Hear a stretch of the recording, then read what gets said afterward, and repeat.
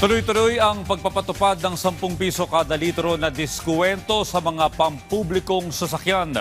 Dagdagin naman ito sa gitna ng halos 25 pesos na rollback sa presyo ng diesel na epektibo na bukas. Yan ang ulat ni J.M. Thompson.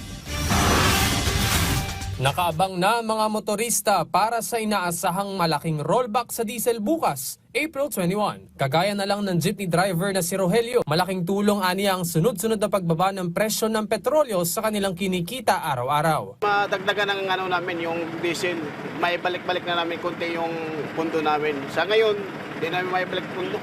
Nakakuha na po ba kayo ng ayuda, 5,000? Nakakuha na ako. Saan niyo po ginamit yun tayo? Didesel ko yung 1.5 sa pamilya ko, gano'n. Kasi hirap walang kakainin. Nakaantabay rin ang motorcycle rider na si Oscar dahil sa araw-araw niyang biyahe papunta sa kanyang trabaho, malaki ang ginugugol niya sa kanyang gasolina.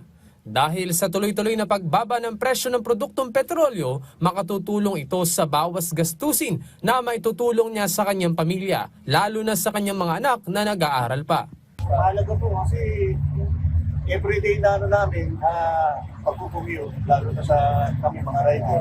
Kailangan namin yun. Simula bukas, April 21, muling bababa ang presyo ng produktong petrolyo sa mga gasolinahan sa ating bansa. Yan ay matapos si anunsyo ni Pangulong Ferdinand R. Marcos Jr. na bukas ay aabot sa 25 ang ibababa ng diesel. Ang diesel ay may 24.94 pesos na tapyas kada litro, habang ang gasolina ay may 3.41 pesos naman kada litro at ang kerosene 2 piso ang bawas presyo.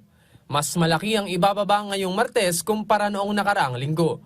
Nasa kabuang 45 pesos ang ibinaba ng presyo ng diesel sa loob lamang ng 2 linggo.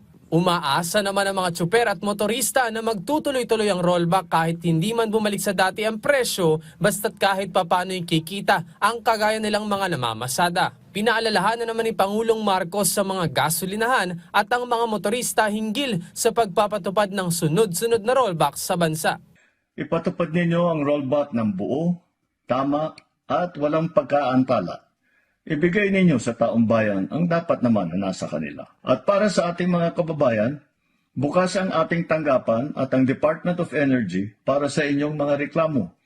Kung may paglabag, ipaalam po ninyo sa amin. Kikilos kami kagad. Tuloy-tuloy rin ang 10 pisong diskwento kada litro sa mga pampasaherong sasakyan sa ilang gasolinahan sa loob ng Metro Manila. Binigyan din ng Pangulo na inextend na ng Land Transportation Office o LTO ng 3 buwan ang validity ng mga student permit, rehistro at lisensya ng mga motorista.